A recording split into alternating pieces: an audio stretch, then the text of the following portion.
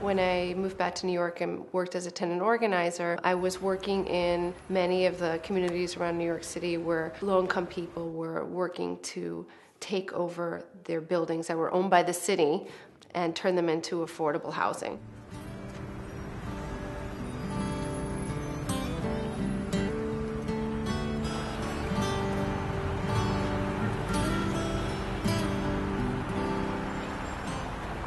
So I looked around, and there was really no community mural organization like this in New York City.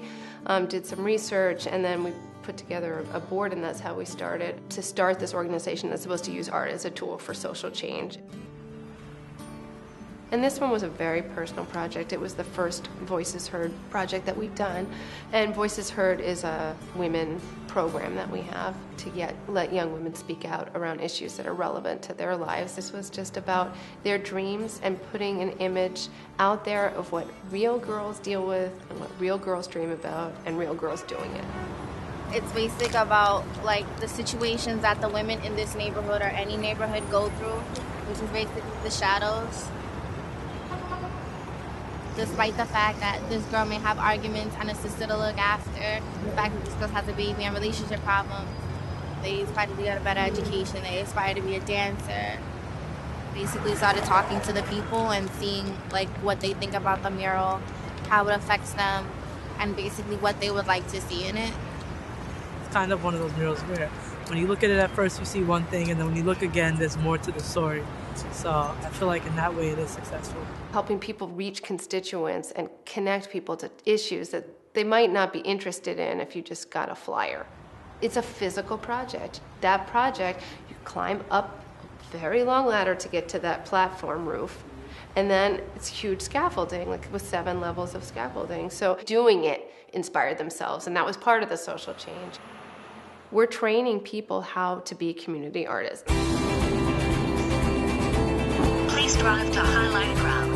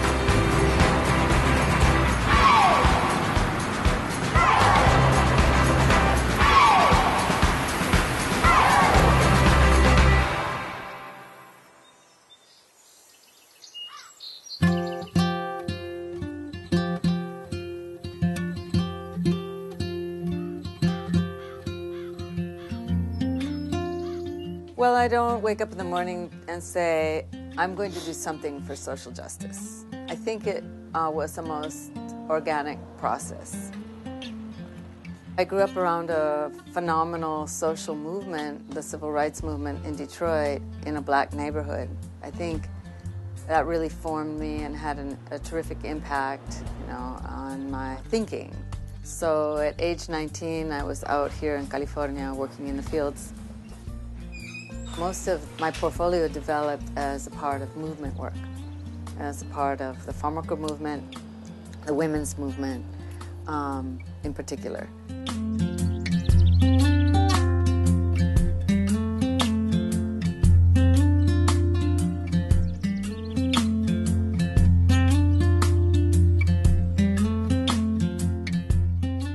Esto fue mi dibujo original para el mural, el boceto.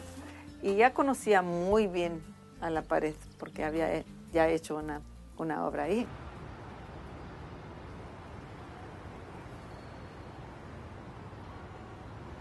Diseñé un mural que trataba de los derechos del agua en el mundo y el liderazgo de la mujer en las luchas para la soberanía del agua y de las tierras. En esta obra tenemos la diosa Chanchihuitlicue, la diosa azteca del agua, en el medio del diseño de 2 pisos de altura.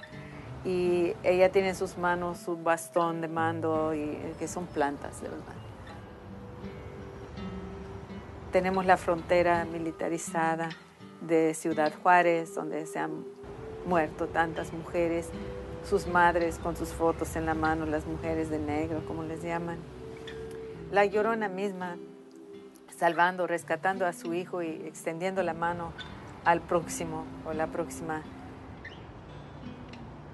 En la historia, la Llorona fue culpable de haber matado a sus 3 hijos mestizos, porque fue la primera madre, según la leyenda, que tener hijos mestizos españoles indígenas. Y luego, cuando el español la abandona y regresa al pueblo con una doncella española, ella se vuelve loca. En una de sus locuras, agarra a sus hijos y los hunde en el río, los mata.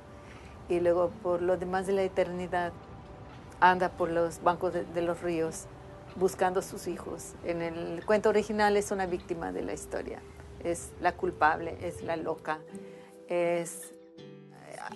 ha matado a sus propios hijos por una locura. Ese cuento no revela el hecho de que fue un sujeto de la historia. Las feministas mexicanas y chicanas iguales han convertido ese mito en un mito más feminista, cuando la ven como una víctima de un genocidio.